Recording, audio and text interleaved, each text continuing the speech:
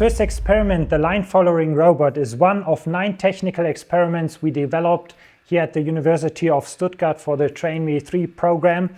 And if you want to check out the others, please go to our playlist. You'll find all of them there. So this line following robot answers mainly the question, or you can use it to answer the question, what is the optimal distance of the 2 sensors detecting the black line on the white background for a line following robot? You can also change it. So we designed it in a way that you can only by changing 4 cables, you can modify the robot that it follows a white line on a dark background or on a black background. The better the contrast between the two, meaning the line and the background, the better the robot functions. So we use this robot for our TVET lecture development training and also for vocational school education. We designed a worksheet where you can work yourself through the robot. It is very open. It's not like a step-by-step instruction because it's not meant for the learners, for your students. It's meant for lecturers who come to our training. So there's mainly only the research question on there and some technical instructions with the circuit diagram that the lecturers know where to start and what to do. Now, this robot, if I steal it quickly from the table, you can achieve many learning objectives using this robot in your class. You could start with what components does a robot has. There are sensors, 2 in front, who can detect the line. There are actuators, 2 motors, which are driving the 2 wheels on each side.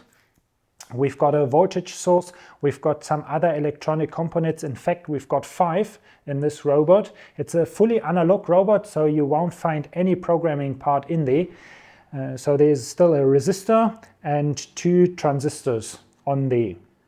So one could also start with, for example, coming from a circuit to a diagram. You could give this robot to your learners without telling them how it works, which components are on there, that they need to find out, following the cables, the connections, making a drawing, and then looking onto the numbers of the transistors, go into the data sheet online and try to find out how does this thing actually works. Another learning objective is the experiment. If you want to find out what is the optimal distance of these 2 sensors here in the front of the robot, you need some controlled environment. So here we have 1 track on the table. We don't use a couple of different tracks. We use 1 track which stays the same throughout our whole experiment. Our independent variable is the distance of the 2 sensors, which we can change from around 20 centimeters to 0 centimeters. And then our dependent variable is the time the robot takes to go 1 round around this track. You could also do multiple rounds with the same setting, and then you take the average time over the different laps. You calculate what was the difference between the time of the laps. So even with planning an experiment, carrying it out, executing it, and later on, if you collected the data on a worksheet or somewhere, if you give a structured table where the students should put their data in, they also need to evaluate and come to a final solution, a final conclusion. Now, what is the optimal distance for this specific robot in this setup? For the line on the table, we use the usual isolation tape in black. We've got also some white tapes around. So if we go to some venues where there's, for example, a black floor or they've got black tables, that we are not limited to a white background, but we can also do it on dark background. So all the data will be provided open source for you to use, the worksheets and also the circuit diagram and so on. Please check out below the description of this video. You'll find the link there to the website of the University of Stuttgart. There you can freely get all the things. The cost of one of these robots we calculated in this table. So we came to a final price of 28 euros roundabout for the European market and around 560 South African rand. That's the place where we do our training, South Africa. And you can see there are a couple of mechanical parts and a couple of electrical parts, and the mechanical parts are mainly 3D printed. So we've got our own STL file for the front bar, for the sliders, for the chassis and for the holders, for the clamps who can hold the motors. And here at the bottom we see the slider where the robot slides at the front on the table. And here you could also include a constructive task to your students that they should think of a design which is perfect for a slider.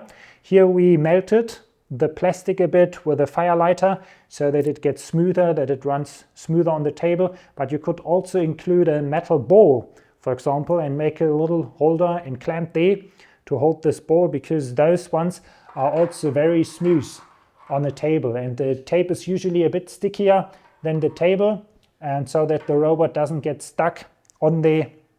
You can give your students different tasks to improve this robot. Another point is you could start in an entry level with this robot. It's fully analog. So first you go through the circuit diagram, how does it work, which components are involved. And later on, in later classes, they could replace this PCB with a microcontroller and program this robot. They could even construct the whole robot, but with this mechanism it might be a bit difficult depending on the level your students are currently in. Inside we used tooth bars. These were board pieces. We didn't print them because they need to function very smoothly, and our 3D printers were not good enough to print them in a perfect way. So there we used board parts, but besides that we tried to keep everything mainly 3D printed. The mechanical construction was also done by one of our co-workers here at the university, and we've got a couple of drawings defining every piece with the measurements, where it goes to, so where you need to combine all the different parts to one workpiece, to one final robot. And then we converted them into an STL file, so it was constructed in 3D, not in 2D, but here we also providing some 2D drawings. So with your students, if you can include a couple of different subjects with them on this small robot. As we know that the line following robot is part of some syllabus, of some curriculum, this might be a perfect option for you to use in your class with your students to modify whatever you like, however you like. Of course, we would enjoy if you would send us someday a picture or something and say, here, dear University of Stuttgart, dear Simon, we used your experiment and it's working well. We have great fun with our students. They love it. They learn a lot. That would be fantastic.